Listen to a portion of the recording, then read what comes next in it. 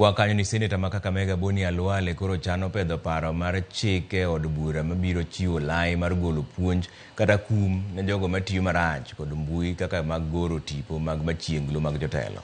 Magi oyangore kinde mar romo mar senators matimore Naivasha seche mowueni.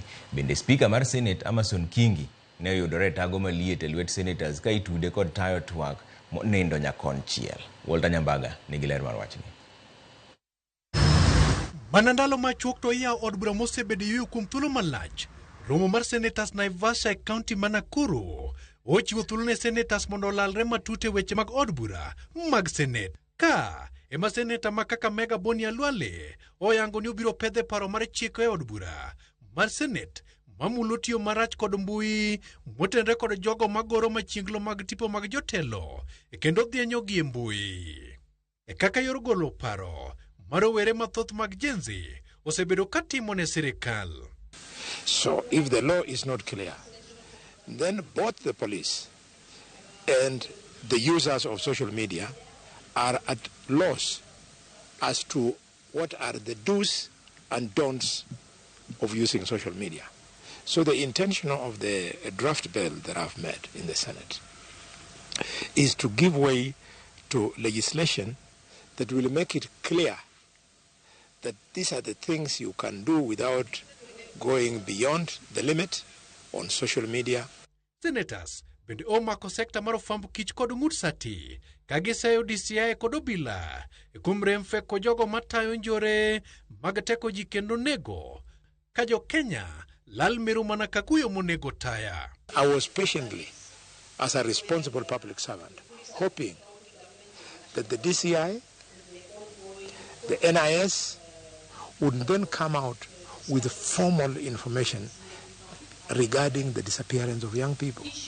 So because they have taken this too long, we now must wade in so that we yet add another voice. And tell the president that the buck stops with him. That's where the buck stops. The first responsibility of any government in the community of civilized states is to ensure the security of its citizens. Ramogi TV bende oyudo malingling ni speaker mar Senate Amason Kingi bende okag weche makech karubaine kise kum tayo twak nyakonchiel kendo mano miyo kweth manok e od bura ok yudo thuolo moromo mar twak kaka owinjore gino ma Kingi otemo kwengore godo. Kata kamano pek mar twak ne omodhe kapidapi. I pledge nothing short of impartiality and fairness in discharge of our duties as the Presidium.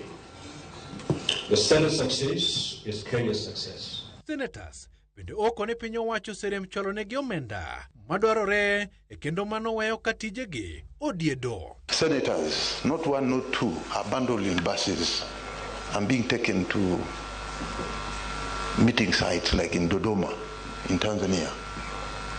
Then they're bundled there. And they're senators. I've never seen a member of National Assembly traveling in, being grouped together and put in a bus and travel all the way to Tanzania in Dodoma.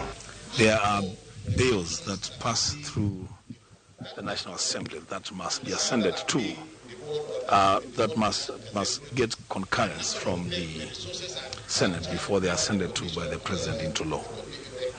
And for me, I take the view that if the National Assembly is using its leverage in the PSC and on the fact that they are the ones who do money bills, then we can also use our leverage on the bills that come to the Senate to make demands. Walter Nyambaga, Ramogi TV. Askwai Naivasha tuwadhi yuyo moro machuok